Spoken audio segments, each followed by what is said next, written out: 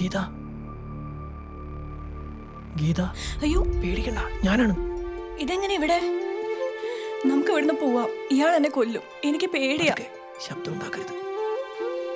ഏട്ടൻ വിചാരിക്കുന്ന പോലെയല്ല കാര്യങ്ങൾ. നമുക്ക് എങ്ങനെയെങ്കിലും ഇവിടുന്ന് രക്ഷപ്പെടാം. കൊണ്ടുപോകാൻ വേണ്ടി തന്നെയാണ് ഞാൻ വന്നത്. പക്ഷെ ഇവിടുന്ന് പുറത്ത് കിടക്കുന്നത് അത്ര എളുപ്പമല്ല.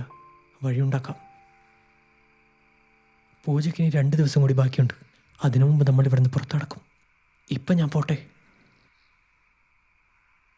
ഞാൻ കന്യകയാണെങ്കിലല്ലേ അയാൾ വിചാരിച്ച കാര്യം നടക്കൂ.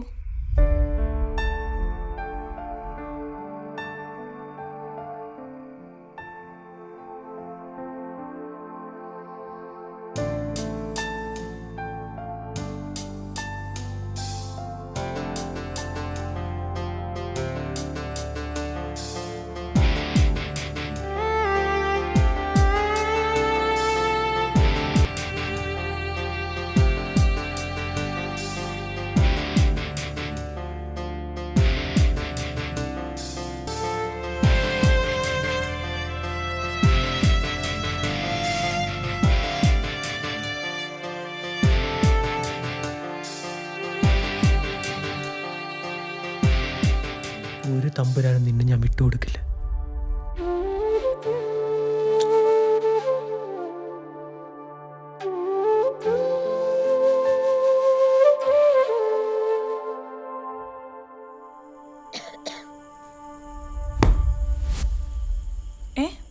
പുള്ളി എവിടെ പോയി?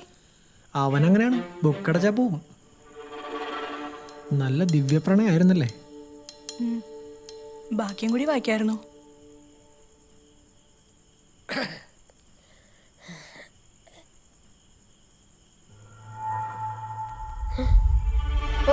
അയ്യോ അമ്മമ്മ, അമ്മമ്മ എന്തു പറ്റി? ആരോ ജനലിന്റെ അപ്പുറത്തോടെ ഓടി.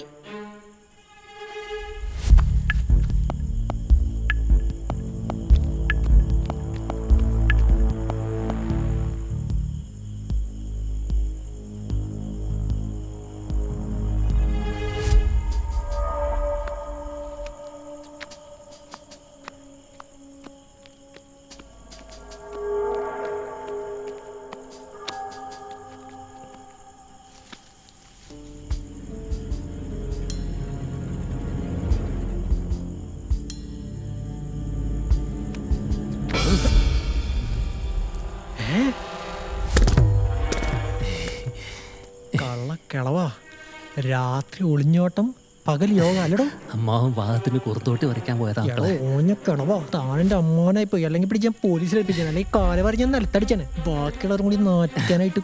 മനു മോനെ നാറ്റിക്കല്ലടാ, നീ പറഞ്ഞ എന്ത് തെമ്മാടുത്താനും കൂട്ടി. താനൊരു മണ്ടും പറയണ്ട. നേരം വെളുക്കുന്നതിന് മുൻപ് സ്ഥലം വിട്ടോണം. അമ്മാവൻ രാവിലെ വജ്രാസനം കഴിഞ്ഞിട്ട് പോയാൽ വജ്രാസനം തന്റെ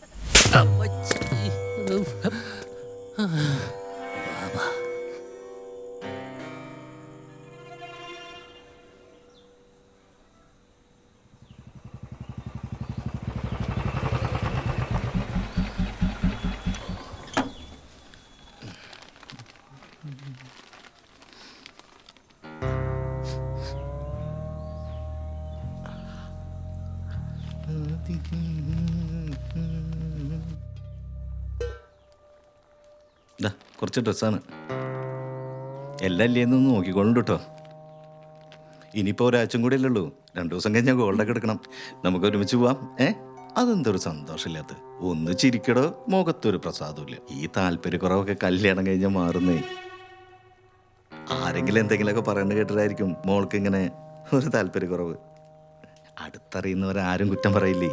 അല്ലാത്തവന്മാരൊക്കെ പലതും പറയും. ഞാൻ കള്ളാണ്, കഞ്ചാവാണ്, പെണ്ണുപിടിയാണെന്നൊക്കെ. അതൊക്കെ സഹിക്കാം. ഞാൻ അശ്ലീല സിനിമകൾ കാണുന്ന ആളാണെന്ന് വരെ പറഞ്ഞു വരുത്തിയിട്ടുണ്ട്. ഷോ തൊലി ഉരിഞ്ഞു പോവും.